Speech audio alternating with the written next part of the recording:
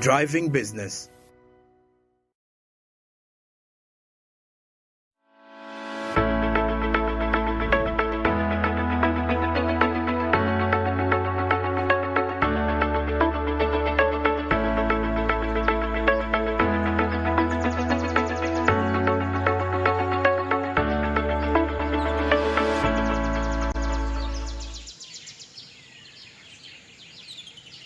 And you're still watching Smart Means Business, and also you can still invest your money with Zabu, a platform by Altex East Africa.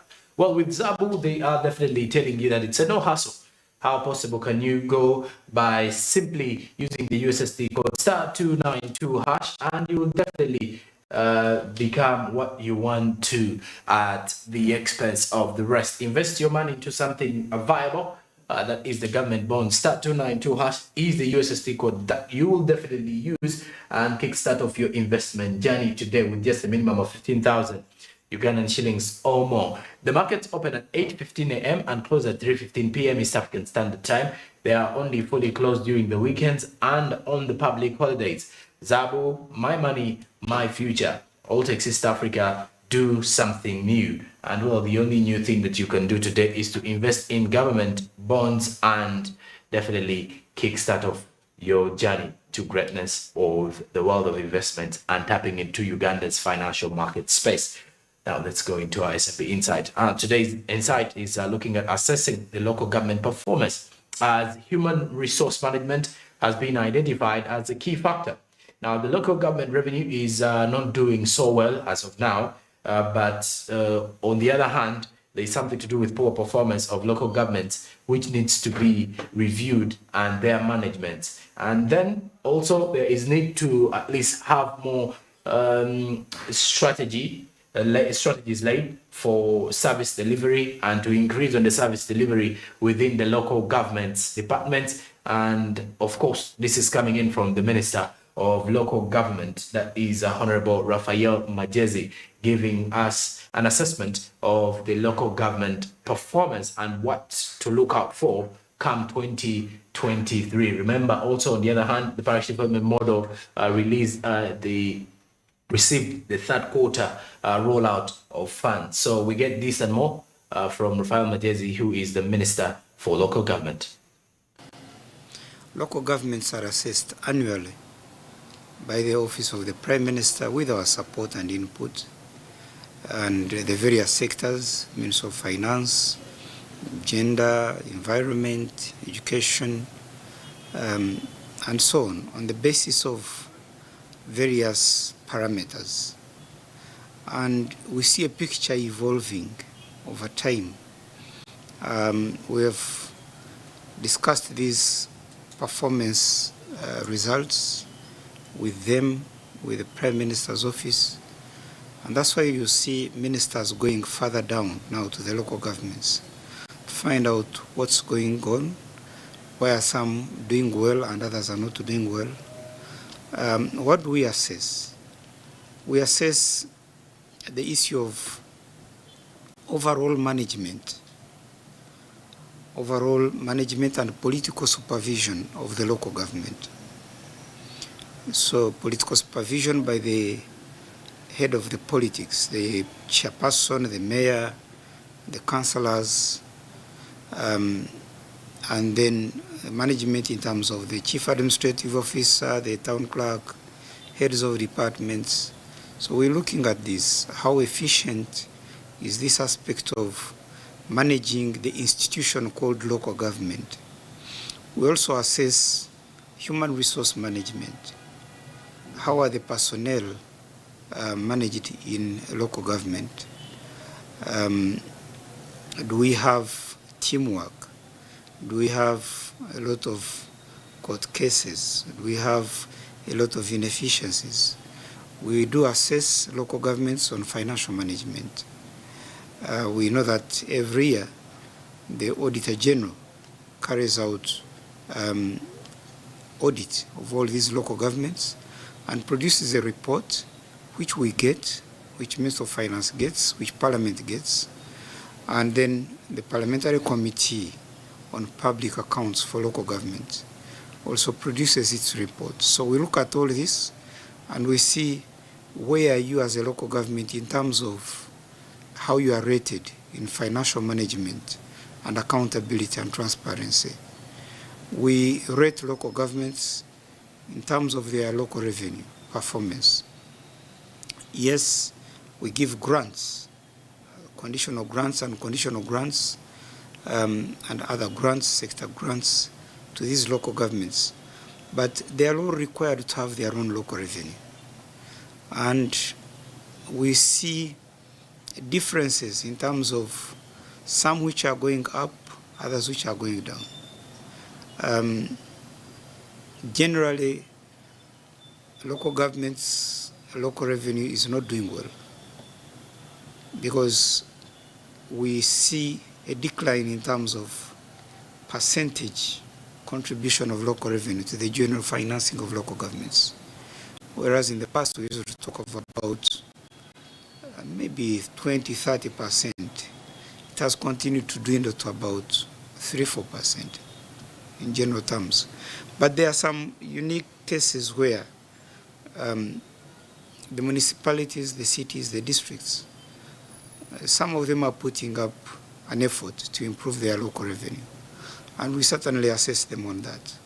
We do assess the issue of environment management and social safeguards, gender issues, youth, disability issues, SAGE and so on. So we're looking at how the cross-cutting issues are handled and managed by the local authorities, including the health challenges like COVID. How did the local governments manage COVID? And other health issues. Also, finally, we look at reports, the management of reports, how often they are reporting, consistency with the regulations and the laws, and then also the sectors will have their own indicators. If they have given you a grant, each grant comes with some performance indicators. Now, what is the picture coming out? We see some, if you looked at, say, 10 well-performing local governments, Ibanda district, over the last not just 1, 2, 3, but several years, is coming out as the best. They're doing well. They are maintaining their #1 position. You wouldn't simply call it because of leadership, but all these other factors have been pointing out because there has been some change in terms of political leadership in Ibanda district, but they have maintained a leadership position. We see some municipalities like Machinde Sabagabo doing quite well overall.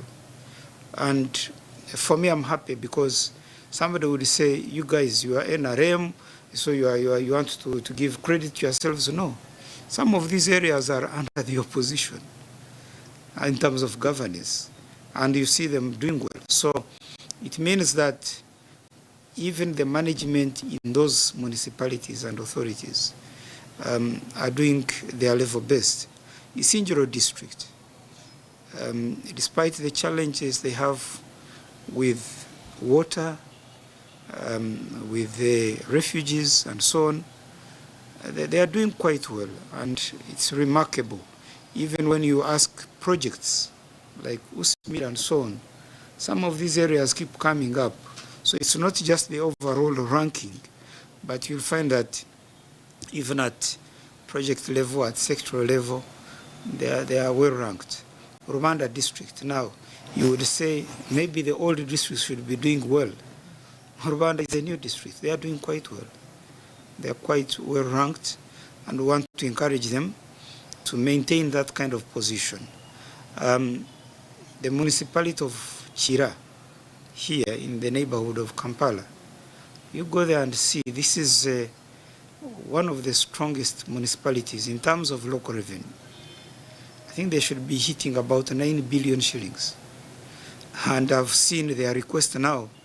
They are saying, look at our numbers, look at our planning, look at our revenue management and so on and collections. Why don't you make us a city? I've seen them asking for that. I think it's on the basis of their performance. Up north, Nebi district, doing quite well and well ranked, and I think it is quite impressive. Down the ladder, there are some local governments which would like to encourage to review their management, to review their commitment to service delivery, because I didn't mention that. We do assess the level of commitment to service delivery. What do the population, what do the people in that district say about the level of services rendered by the local government? A very important parameter for our assessment. But we would like to encourage Ntoroko district to up their game. Now, we had a challenge of management there. We have improved it. We have changed the management, the top leadership. We hope that in the next year's performance, they'll do better. I know the challenges of the border, but they are not the only district on the border. The challenges of dry season and so on, inadequate revenues. They had last year the issue of the floods, which really pushed their community on the border of the game park. So it can be understood, but they must do all it takes to improve their level of service. Kitagwenda district, embroiled for some time in political wrangles, conflicts among themselves, among the leaders, and therefore you see their ranking not coming up well. And we are sending teams to go and find out what we can do as local government to improve management in those districts. My friends in Buko, their performance is not so good. I've been to Buko myself several times. Challenges in terms of financial management and accountability. Challenges in terms of management of the council. The last case I had with them, I told the speaker, don't hold that council meeting because the law will not permit to remove a member of the cabinet, a secretary, in a situation where you have an acting chairperson. They went ahead and did their thing. So when you see a council sitting once, twice, thrice to discuss personalities, instead of focusing on development concerns, this comes out in the assessment and you don't get surprises. The districts of Bududa, Karaki, Kagadi, Ruchiga, Luka, and others. We have sent the assessment report, and we've also indicated in which aspect has each district not done so well. All right, now that is it for the issue to do with the local government performance and assessing it in that regard. Well, earlier on, amongst the other updates that we did have in the morning included the education sector and budget cuts. But also to build more on that particular one, we are joined by Samla Hanifa on set this morning, who is working on the same report for Business Today tonight, and to briefly tell us what to expect and what is going on really with the Ministry of Education as we left with only 2 weeks for the academic year to officially kick off. Samna, good morning. Good morning, John. Thank you for joining us today. You are. And let's look at the education sector. Why these continuous budget cuts? Yeah. I also don't know. I can't tell you really why it's happening. But in all sectors of government, it is the education sector that has been affected most when it comes to budget cuts.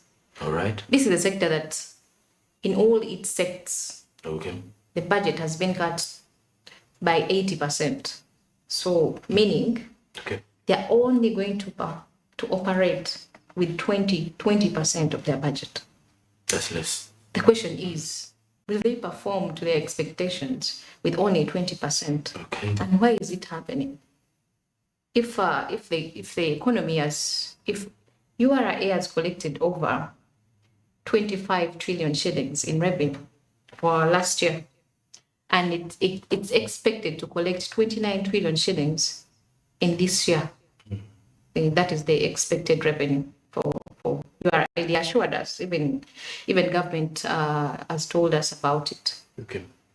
Why is education, the education sector's budget cut? This is a big sector that education and sports, even the sports department gets their money from the education sector, and this sector has been cut. The question is, where is the money going to come from to run this sector? With even the introduction of a new curriculum that is supposed to start this year. How are schools going to perform with that budget cut? That budget cut, which is 20% only for a sector to operate at 20% of the budget. It is something that is really raises questions. That is why the minister has to come back this week to explain. He failed to explain on Friday because legislators were like, please explain to us. You're the cabinet minister for finance and we expect money to come from you. And you're telling us there's no money for the education sector to be added money. It will depend on how much revenue will be collected. Okay. And the borrowing. Okay. So it is something that still raises questions. And well, of course, today's update, we've come to realize that the Minister of Finance says that amongst the other issues to deal with the general sector budget cuts, not only education, is due to the many shocks that have been, or the many disruptions globally that have been affecting the economy, and of course other implementations as well. But you do mention that it's actually something that is going to affect the performance of the sector this year, which is very vital. But if you're to look at this, I don't know if you've got into any interaction with any of the players within this education sector on matters to do with this particular budget cuts, and what was their concern about? Interacting with the people in the education sector. Okay. Being a reporter at Parliament. Okay. And most of the legislators that sit on the education committee are teachers. Okay. These are practical teachers. They're even still teachers.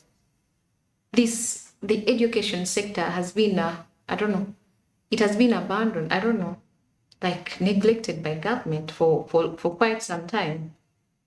Remember, the issues to raise teachers' salaries also came from the education sector. They only raised for science teachers and left these other.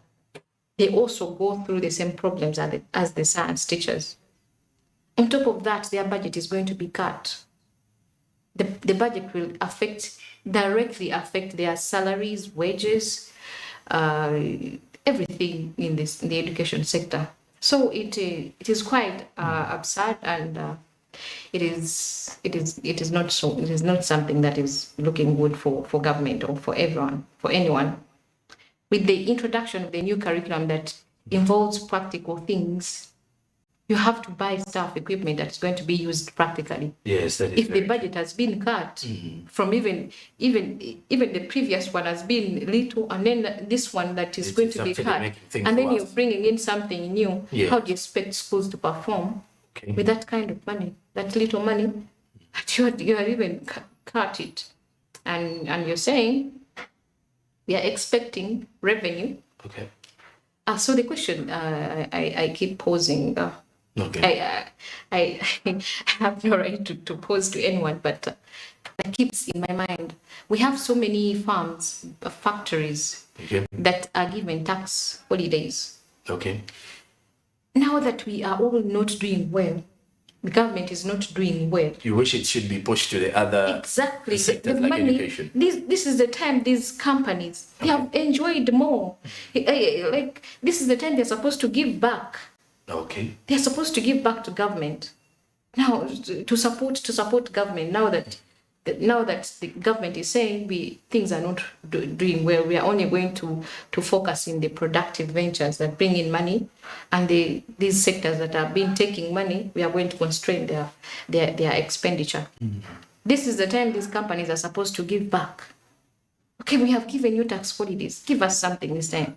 Let's take that money to these sectors that are doing bad now, like education. We all need education. We wouldn't be here if it wasn't because of education. Okay. Exactly. And of course, many thanks for that particular insightful review, Samla. And for more of this particular detailed report regarding the education sector and various budget cuts within the country's economy, please do wait on to Business Tonight at 9 p.m. with Samla for giving you a more detailed report as she follows up on the others or on the other sectors too. This is Smart Means Business. When we do return after the break, we shall be linking up with Barija Andrew, who is on ground to give us more of how business is moving on across the parts of the country. Good morning.